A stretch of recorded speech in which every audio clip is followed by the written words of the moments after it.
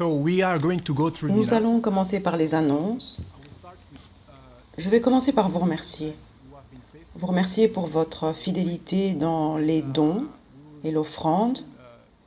Bientôt, nous allons revenir physiquement à l'église, mais dans l'attente, nous vous demandons de continuer à être généreux. Vous allez voir apparaître sur votre écran le code QR qui vous permettra de faire vos dons. La deuxième chose que je voudrais dire, c'est vous annoncer que les groupes d'été vont commencer aujourd'hui. Les possibilités d'inscription commencent aujourd'hui et il y a beaucoup d'options, mais il y a également des places limitées, alors soyez prêts et rejoignez-nous. Le service va continuer en ligne pour l'instant. Restez connectés aux différents médias dont nous disposons parce que nous allons continuer à vous informer à travers ces pages. Et avant que Natalia ne commence à prêcher, je voudrais prier pour elle. Et après, nous allons l'écouter. Alors, Père Céleste, nous te prions de bénir Natalia. Nous te prions de déverser ton onction sur elle pour qu'elle délivre le message qu'elle a pour nous. Nous demandons à ton Saint-Esprit de prendre le contrôle de tout ce qu'elle va dire pour qu'elle puisse nous bénir avec la parole d'aujourd'hui. Merci Seigneur, au nom de Jésus. Amen. Bonjour, bonjour à tous, bonjour à toute la famille. J'ai le privilège de partager avec vous ce matin et alors je voudrais souligner le privilège de pouvoir annoncer une nouvelle série qui consiste à redécouvrir qui est Jésus pour nous dans la vie. Et pendant que je préparais le message, je me suis dit, bon sang, comment je vais pouvoir parler de Jésus, comment pourrais-je le décrire en 20 minutes? Et j'étais vraiment excitée. Je voudrais vous encourager ce matin en vous disant que je vais vous donner un petit aperçu de mon voyage, de mon parcours avec Jésus et nous allons pouvoir le faire tout au long des semaines à venir. Alors ceci est vraiment une petite portion et alors soyez patients avec moi. Je vais commencer par vous dire ce matin, commencez par vous poser cette question. Qui est Jésus pour vous? Que représente la personne de Jésus pour vous? Sa rencontre avec lui, comment a-t-elle changé votre vie? Je voudrais vous demander où vous seriez aujourd'hui si vous n'aviez pas eu cette rencontre sans son amour. Comment serait votre vie sans son amour? De quoi vous a-t-il sauvé? Et pourquoi vous a-t-il sauvé? Et en réfléchissant sur ces questions ce matin, je vais souligner 3 aspects de Jésus. Le premier aspect, pour partager un peu sur mon parcours, mon témoignage est que les premières expériences étaient très religieuses. Mes parents m'emmenaient à l'église quand j'étais plus jeune et j'allais à l'église en tant que catholique. J'avais ce sentiment d'entendre ce message de l'évangile, de savoir que ce Dieu existait, mais je n'étais pas connectée, ce n'était pas mon expérience personnelle de Dieu. Et j'avais tellement le sentiment que Dieu était distant et que je ne pouvais pas l'atteindre. Et il y avait tellement de choses à faire, de règles à suivre. Je devais traverser, passer à travers tellement de gens. Et en même temps, j'avais ce sentiment au fond de moi, une petite voix qui m'invitait à venir plus proche de lui, dans cette amitié et de cette relation. Et je commençais à entendre cette voix de Jésus avant de réaliser qu'il s'agissait de lui. Je suis sûre que c'est une expérience que d'autres parmi vous ont eue. Et donc, mon voyage, mon parcours a commencé par entendre cette voix. J'ai commencé à aller à d'autres églises, à m'ouvrir à d'autres expériences pour dire quel est le nom que je peux donner à cette petite voix que j'entends. Je me souviens d'avoir été à un camp de jeunesse, j'avais 13 ans, et ce pasteur s'est levé et il a partagé l'évangile. Il parlait de ce Dieu qui m'aimait, qui voulait de moi tel que j'étais, qui était passionné par ce que j'étais, qu'il voulait savoir tout sur ma vie, que chaque détail de ma vie comptait pour lui. Il voulait me rencontrer en dehors de ce bâtiment qu'était l'église. Et j'ai entendu parler de ce Dieu qui m'acceptait tel que j'étais et qui m'aimait. Et cette amitié avec Jésus, c'est celle qui nous fonde en tant que chrétiens et qui nous différencie de toute autre foi. Nous ne sommes pas là pour être membres d'un système, d'une religion. Et tout l'évangile est basé sur cette amitié avec la personnalité de Jésus. Et ce matin, je voudrais vous encourager à vous connecter à votre histoire, à comment vous êtes entré en relation avec lui et que cette histoire que vous avez vécue, qu'elle soit renouvelée et que vous sachiez ce qu'il est en train de faire dans votre vie aujourd'hui, pour que vous puissiez le révéler au monde, parce que le monde est désespéré de savoir qui est Jésus. Il en a besoin. Ce qui s'est passé, donc là, cet instant, j'ai entendu et j'ai dit oui pour la première fois et je me suis dit, qui était ce Dieu qui est si aimant? Dans Jean 16, l'Évangile nous rappelle qu'il nous a tellement aimés qu'il a donné son Fils unique et que chaque personne qui l'acceptait était sauvée. Et nous nous rendons compte à cet instant que tout ça existe parce que Dieu nous aime. Et Dieu est là pour tout le monde. Mais l'Évangile demeure en même temps très personnel. Je voudrais que vous pensiez à cet amour qu'il a pour vous. Et je voudrais vous dire qu'il a envoyé son Fils. Mais Jésus a voulu venir. Il est venu pour mourir pour toi. Je voudrais lire dans cet évangile ce verset, Jean 14, verset 6, qui nous rappelle qu'il est notre ami, que nous sommes son ami, qu'il a voulu donner sa vie pour nous. Et cela nous est rappelé dans Jean 15, verset 13. Il est mort pour tout le monde. Et nous devons nous souvenir qu'il est mort pour nous personnellement. Jésus a dû traverser cette expérience de torture. Et la Bible nous rappelle qu'il a accepté cette souffrance dans Hébreux 12, verset 2. Il a accepté cette souffrance pendant qu'il marchait dans les rues en portant cette croix, en étant torturé. Il pensait à toi.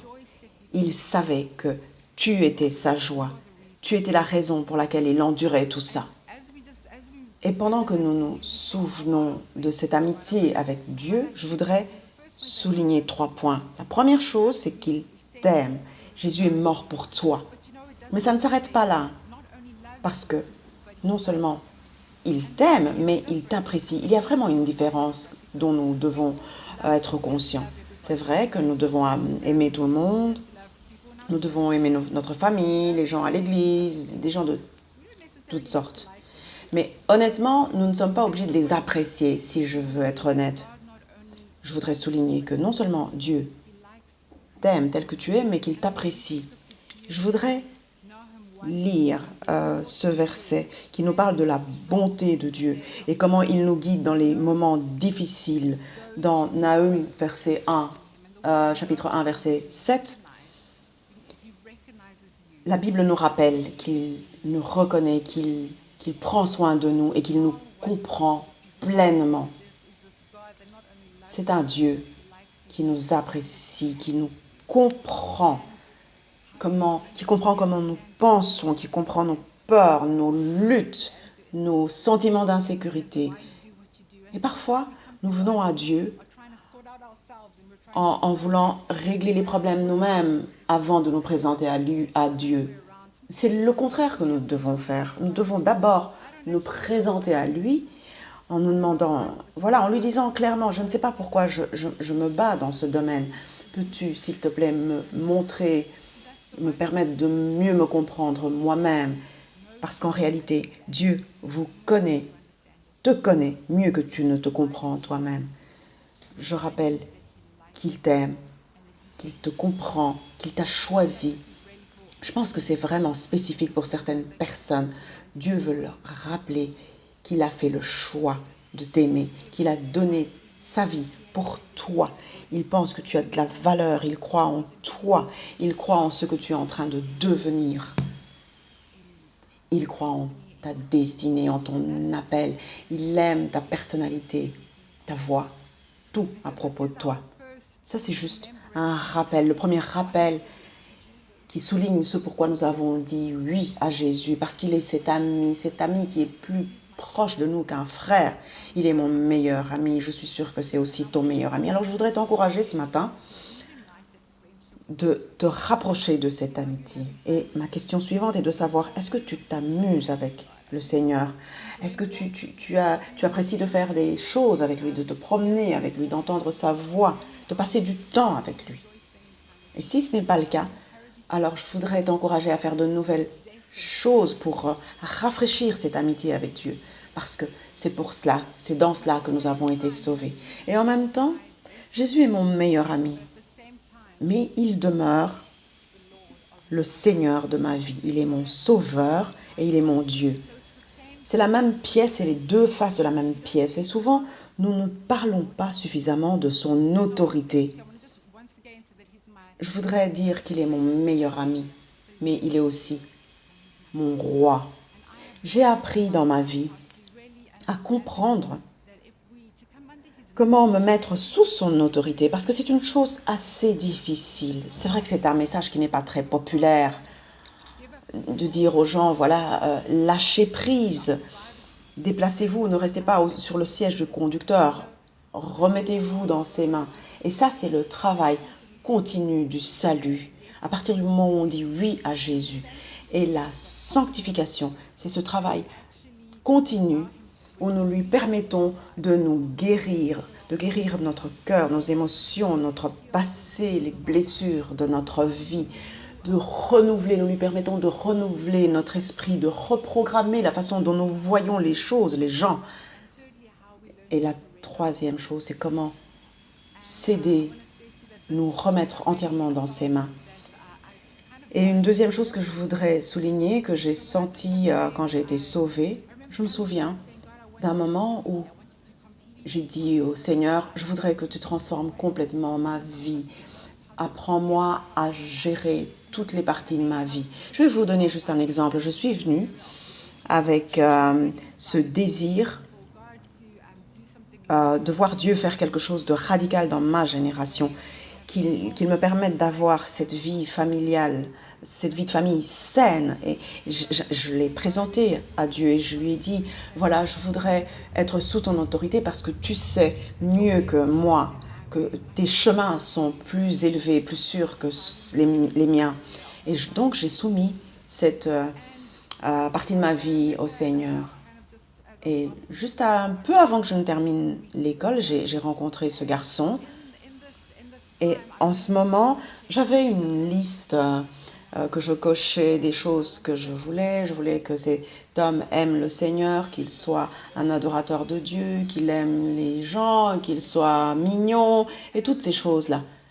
Et j'ai rencontré ce garçon qui convenait à toute cette liste. Et je me suis dit, Seigneur, voilà, c'est lui que tu as destiné pour moi.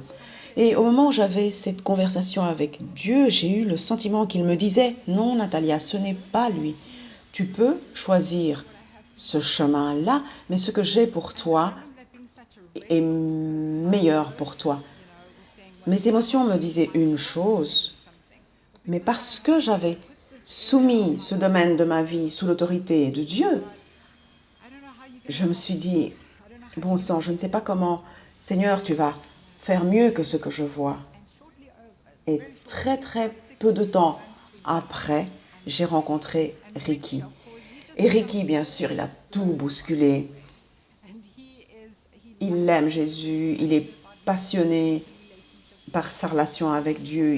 C'est un adorateur de Dieu, il aime les enfants, il aime les gens, il est juste merveilleux.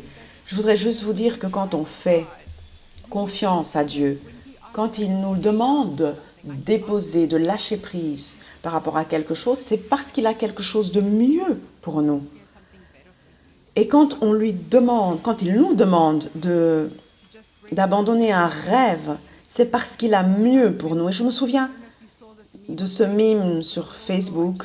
C'est une petite fille qui retient un nounours et Jésus veut prendre ce nounours, elle pleure, elle s'accroche à son nounours et nous on peut voir que de l'autre côté, dans son dos, dans l'autre main, il tient le plus gros nounours qui puisse exister, qui a 5 fois la taille de celui que la petite fille ne veut pas lâcher. Mais il faut qu'elle puisse lâcher pour qu'il puisse lui donner quelque chose de meilleur. C'est vraiment notre histoire. Nous ne voyons pas ce que Jésus cache derrière son dos pour nous. Ça, c'est un domaine où j'ai réussi à comprendre son autorité. Mais le problème, c'est que nous avons du mal à nous soumettre à son autorité sans être pleinement convaincus qu'il n'est que bonté et que nous pouvons lui faire confiance entièrement. Nous pouvons nous soumettre à son autorité, nous mettre sous son amour, parce qu'il a de bons plans pour nous.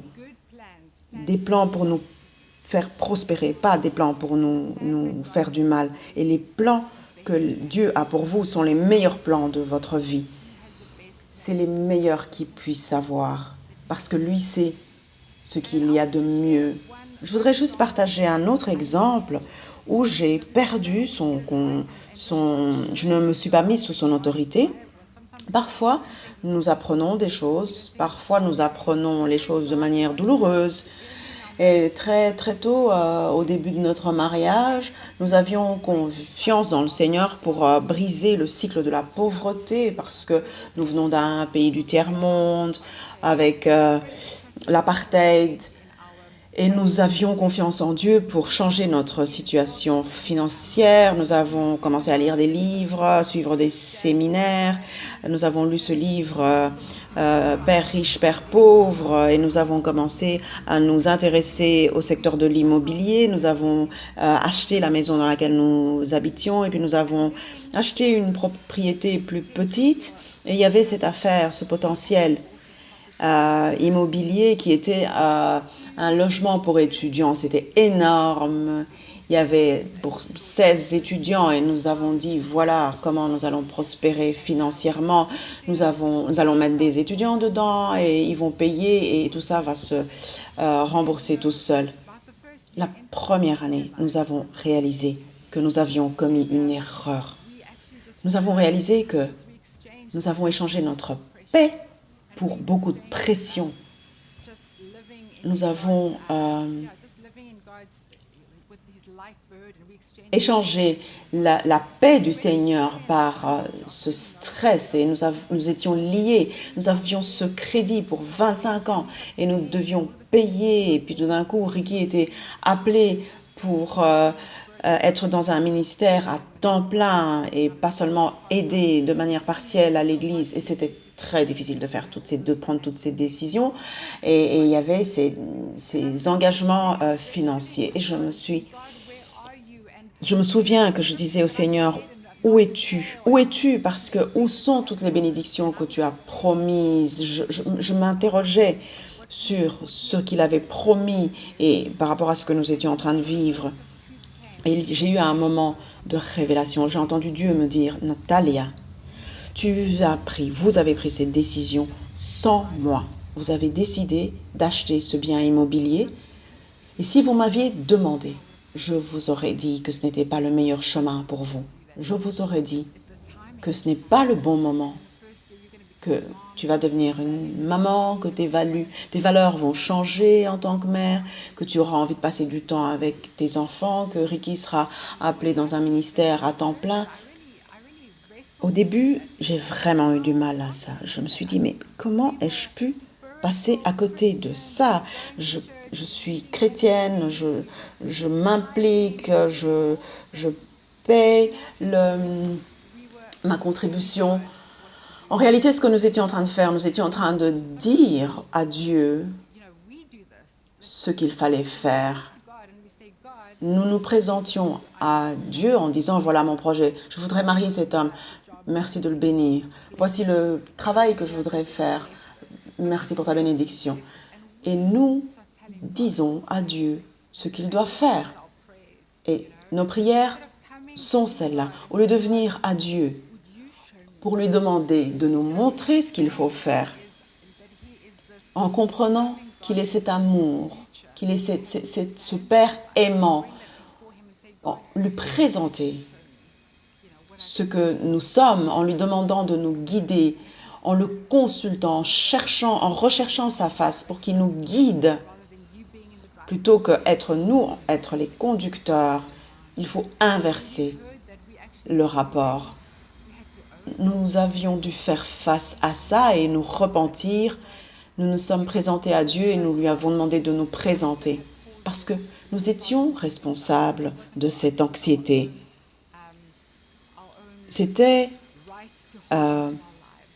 notre propre façon de conduire notre vie parce qu'en réalité, c'est Dieu qui sait le mieux ce qui est bon pour nous.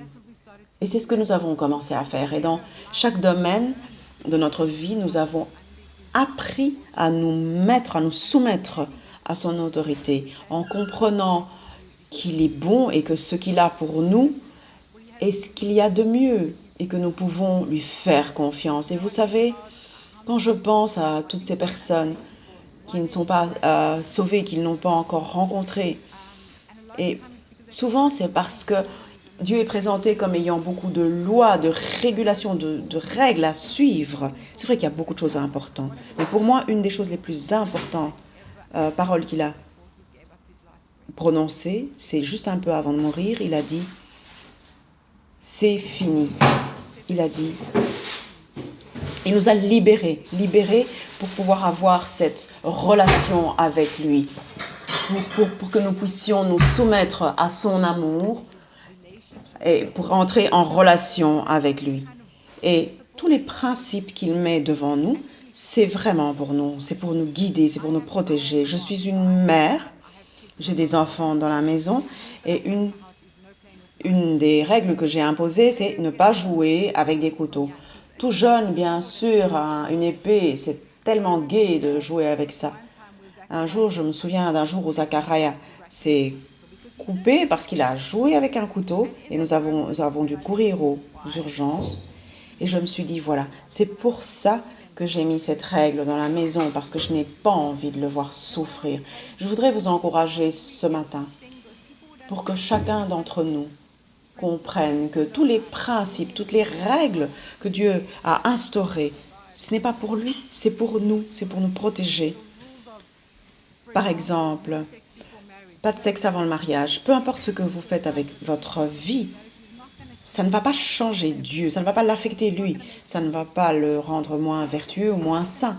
Ça va affecter ta vie, ça va te créer de la souffrance et de la douleur. Et parce qu'il ne veut pas te voir souffrir, il met toutes ces règles parce qu'il t'aime. Et ces règles, on peut les appeler les règles, mais ce sont des principes en réalité qui sont là pour nous protéger. Et si on pouvait comprendre que nous soumettre à son autorité, ce n'est pas si effrayant que ça, c'est vraiment un endroit rassurant. C'est sous sa protection, sous son ombre que nous nous mettons.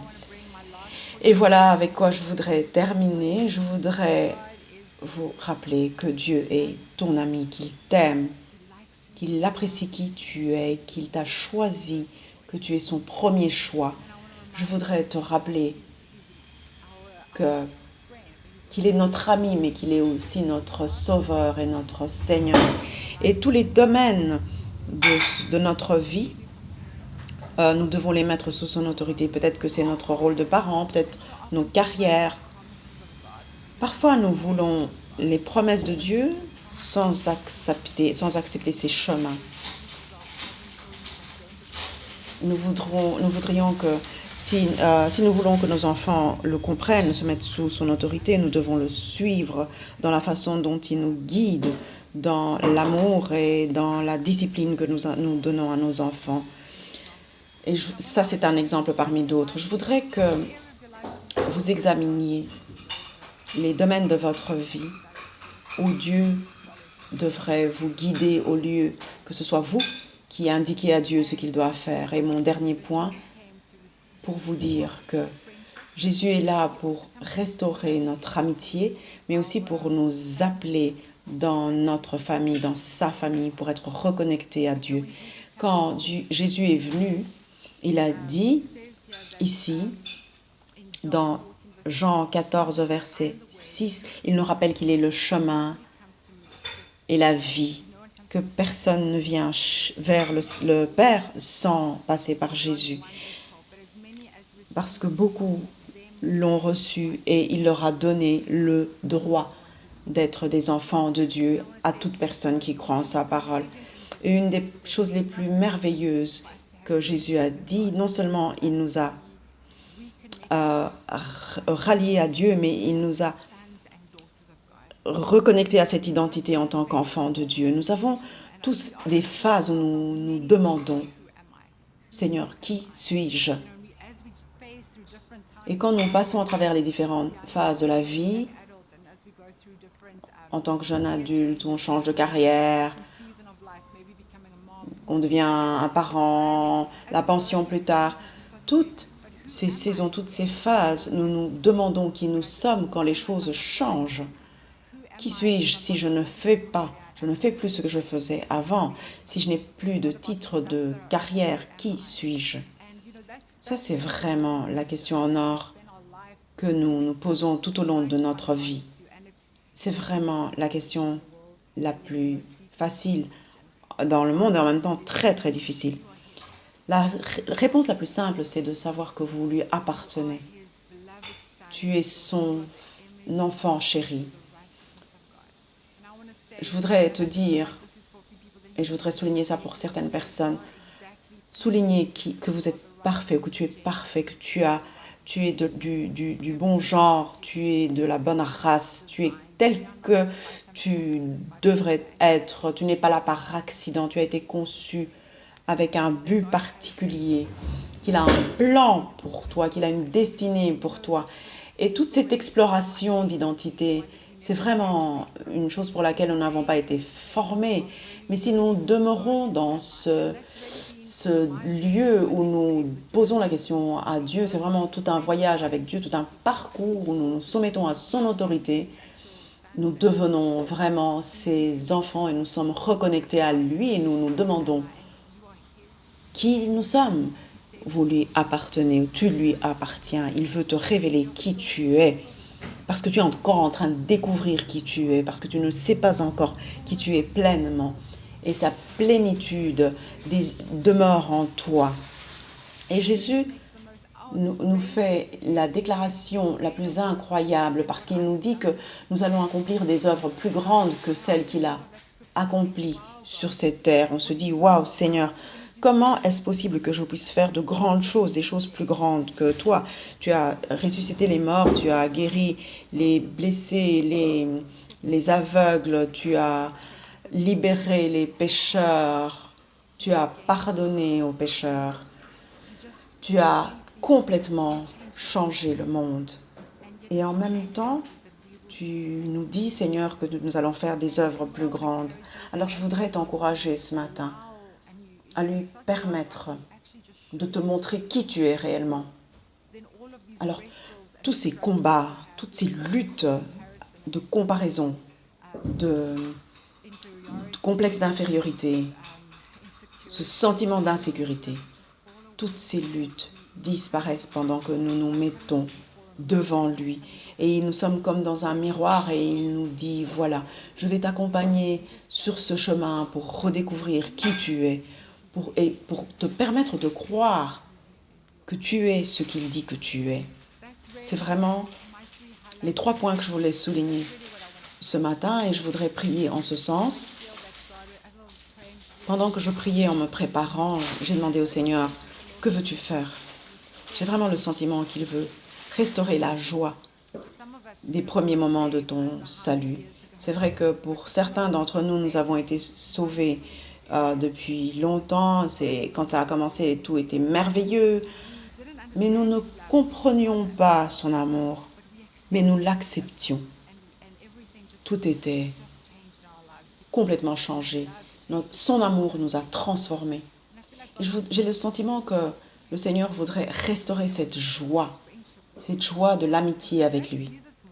Si tu es dans le cas ce matin, je voudrais t'encourager à simplement tendre tes mains et à ouvrir ton esprit pour qu'il te redonne une nouvelle portion de sa joie, qu'il te rappelle qui il est, qui Jésus est dans ta vie, ce qu'il a fait pour toi, comment il t'a sauvé, comment il a changé ta vie. Et pendant que tu te souviens et tu rafraîchis ton amour pour lui, je voudrais te dire et prier pour toi ce matin, même si tu es dans cette deuxième partie où tu réalises qu'il y a des domaines que tu ne lui as pas encore présentés, que tu n'as pas encore présentés sous son autorité, alors d'autres, j'ai le sentiment qu'ils n'ont pas encore donné leur futur au Seigneur. Je voudrais vous inviter à mettre toutes les incertitudes et tout le contrôle que vous essayez de garder sous son autorité pour le suivre partout où il va. Et c'est ce que nous avons fait. Nous avons dit, Seigneur, nous irons où tu veux que nous allions. Et nous sommes aujourd'hui en Belgique. Je voudrais juste vous encourager en vous disant que vous êtes plus en sécurité sous son autorité. Vous pouvez lui faire confiance. Et pour finir, si vous avez l'impression que vous vous battez avec ces questions relatives à l'identité, alors je prie pour que vous redécouvriez à nouveau, que vous découvriez ce qu'il dit que vous êtes. Accordez-lui de vous révéler comment il vous voit, pour que vous appreniez à vous apprécier comme lui, pour vivre pleinement. Alors ce matin, Seigneur, je te présente toutes les personnes qui te répondent, qui te disent oui. Et toutes les personnes qui voudraient voir leur joie restaurée, je prie pour que tu libères la joie sur eux. Je prie pour que tu leur donnes à nouveau ta présence, pour que tu sois présent de sorte qu'ils se rendent compte de la raison pour laquelle ils t'ont aimé en premier lieu, que tu les restaures dans cette amitié avec toi. Je prie pour toutes les personnes qui te présentent les domaines. Peut-être que c'est leur mariage, peut-être leur vie de célibataire, leur carrière, leurs finances. Je prie pour que tu les aides à lâcher prise, à se remettre entre tes mains en sachant que tu es un bon père, qu'ils peuvent te faire confiance. Et pour finir, Seigneur, je voudrais mettre entre tes mains les personnes qui ont un problème d'identité, qui te demandent de leur révéler qui ils sont dans tes yeux. Seigneur, je te remercie pour que tu libères une nouvelle bénédiction pour qu'ils comprennent, qu'ils t'appartiennent, à quel point tu les aimes. Au nom de Jésus. Amen. Merci de m'avoir permis de partager avec vous ce matin. Merci de m'avoir accueilli dans vos maisons. Je vous bénis pour toute la semaine et je vous bénis et vous souhaite une bonne aventure, une excellente aventure avec le Seigneur et je vous vois la semaine prochaine.